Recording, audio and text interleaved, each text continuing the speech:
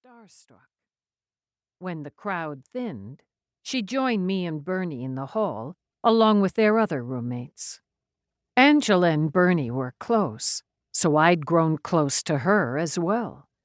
The three other women I knew only in passing. Angela embraced me. "Vic, I know it wasn't easy for you to come, but thank you. It means so much to have you here, especially since my mom couldn't make it. We're going downtown to celebrate. Come along, won't you, please?" Angela's mother was a nurse in Shreveport.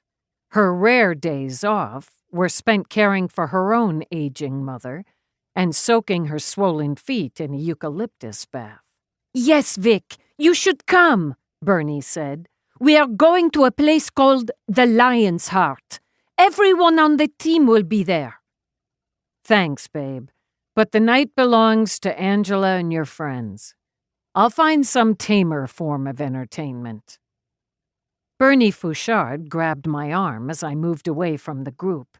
"Vic, you cannot go back to your room alone. When you are alone, you—" She flung her hands up, trying to think in English, but gave it up. "Broye du noir. You must be with other people." I could guess the meaning. My smile tightened.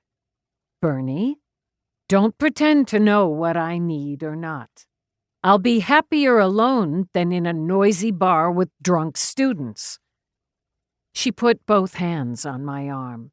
"Vic, I only want you to be well, not to insult you." I pulled away roughly. "You persuaded me to join you in Kansas. I'm glad I came. Glad I got to see Angela in triumph, but that's my limit. Join your friends, have a good time, but not so riotous you can't be safe on the road tomorrow. Text me when you get back to Evanston." She looked at me for a long moment, her expression disconsolate, but she finally joined the group around Angela. I had an impulse to cross over to her to apologize, but they left before I acted.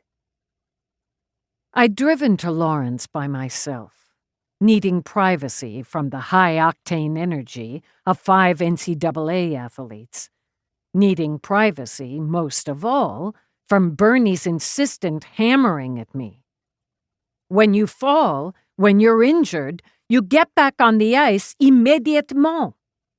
She'd pressured me into coming down to watch Angela, which was probably a good thing. But she couldn't stop at one good thing.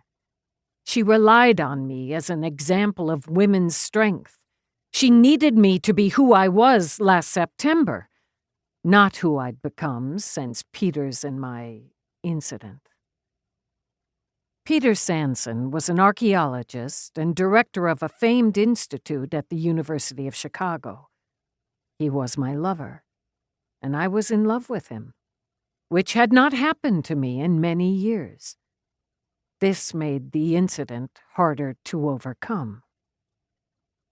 Taylor Constanza had been one of his second-year students. Taylor disappeared the week the fall term began. The parents were frantic, threatening to sue the university for dereliction of fiduciary responsibility and threatening Peter in more ominous language. Taylor was a trans femme who'd been on a month-long dig with Peter and 5 other students in August. The parents were claiming Peter had coerced their son into a sex change to fulfill his sexual fantasies. It was a sickening scenario. When the police came up empty, I agreed to look. Sadly enough, Taylor had been easy to find.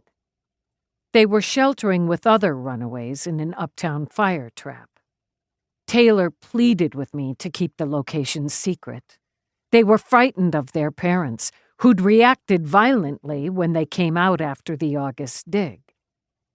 I'd promised, but Peter felt he needed to let the school and the parents know that Taylor was safe, but needed time away from both. The parents were furious with me and with the university, which in turn pressured both